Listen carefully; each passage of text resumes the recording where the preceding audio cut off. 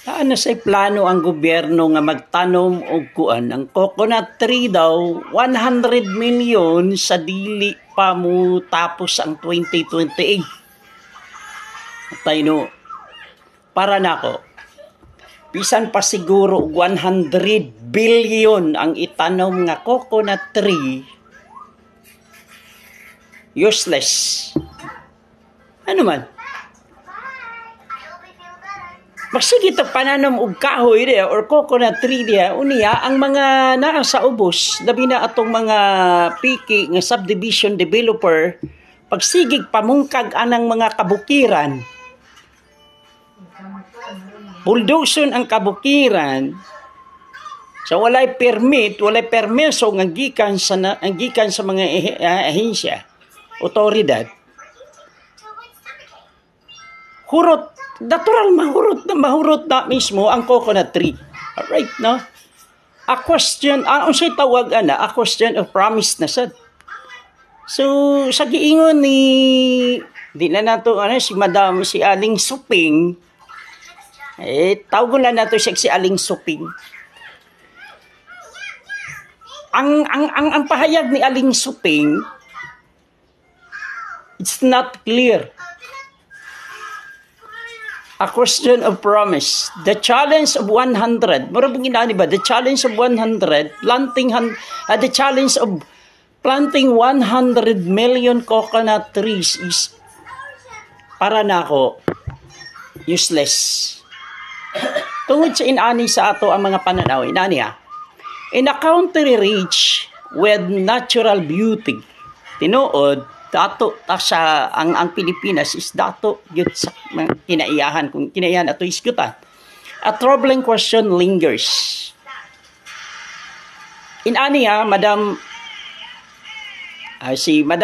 Madam Suping, inani ako pangutana is the promise made by Madam Suping to plant 100 million coconut trees before the end of 2028 a genuine commitment or simply an empty statement?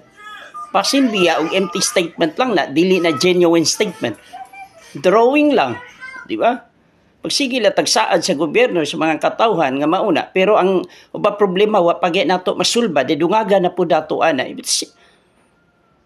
Tanom og 100 million coconut trees tibuok Pilipinas sa di pa motapos ang 2028. As I reflect on this, I cannot help but notice the alarming presence of fake land developers. Nga padayon, who continue to wreak havoc across the Philippines. Tanawa, subayan ninyo ang mga rural barangays. Nagsigi na lang o pamuldo sa pangguba ng mga kabukiran rural barangays, labi na dito sa mga bukid-bukid yun mismo. Upaw ang kabukiran, pasibya maupay pagtanom nimo sa 100 million trees.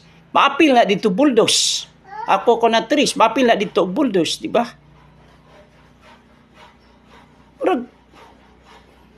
Ambot lang. Siya nang iuha mga plano diya, di ba? So, pero ang wala na to gitanaw ang ubos nga these unscrupulous individuals are cutting down our precious forest and it raises a critical concern. Sige nilagay na pamutol ng mga unscrupulous developers.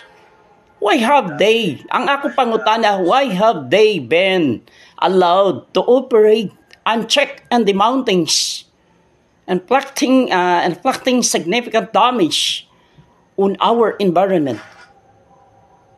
Diba? Kabalo mo dito nga nainana ang nahintabo sa Pilipinas nga mabitaw na nga ang kinaiyahan na to. Grabe na. Sobra na ang pagkuhan sa itong kinaiyahan. Pagtamas-tamas. So despite the absence of necessary permits from the agencies like the DSUD, Department of Human Settlement and Urban Development, and HLURB, Housing and Land Use Regulatory Board, the destruction persists unabated. It feels like a cruel irony that while we are urged to envision a greener future, and the very foundation of that visions are being eroded daily. Diba? So, I find myself apologizing for the promise made by the Malacanang, as it now seems increasingly doubtful. With only 3 years, di ba tulo na lang ka tuig kayo sa nagutaro, 2025. Gani, duha na lang ka tuig o pulo ka bulan, July na doon sa dataro, July, di ba? Dahil maunay ato i-promise nga magtanom og 100 million coconut tree before the end of 2028. Pero wala to una-unaan nga duol na kayo, hapit na mag 2028. Di ba? Patuman ka na. Magsimba na giingon nga, ang akong giingon, sige nila taog saad o promise pa ka na, or unsa genuinely statement na siya, genuinely empty statement, empty statement, di ba? So, mali akong giingon. Nga, sa tulo na lang katoeg, inani ni siya, na-doubtful, no? Kay maunay gi-promise sa Malacanang. So with only 3 years left to fulfill this ambitious goal, I question whether it is still achievable. No? Achievable ba siya? Since the promise was first announced, mga bag-ulang, mga sunod simana lang, mga bag-imagi simana lang ni gi-announce, di ba? We have witnessed a rapid consumption of resources.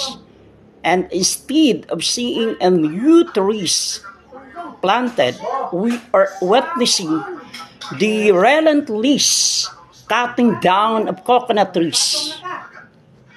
So this stark reality presents a troubling equation. Kabalo naman na itang inana na hintabo. So karon pa lang ang tadaan, gilakag na nato ang mga Ascropolis subdivision developer.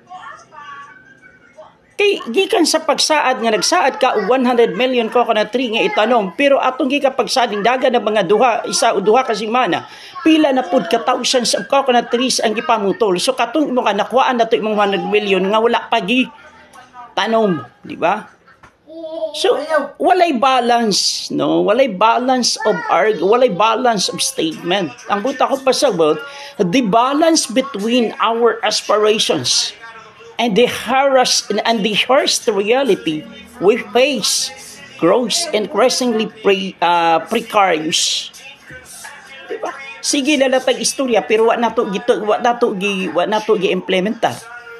So leaving us to wonder if we can indeed fulfill the vision of a greener Philippines. Yun lang. Madam Suping o si Madam Claire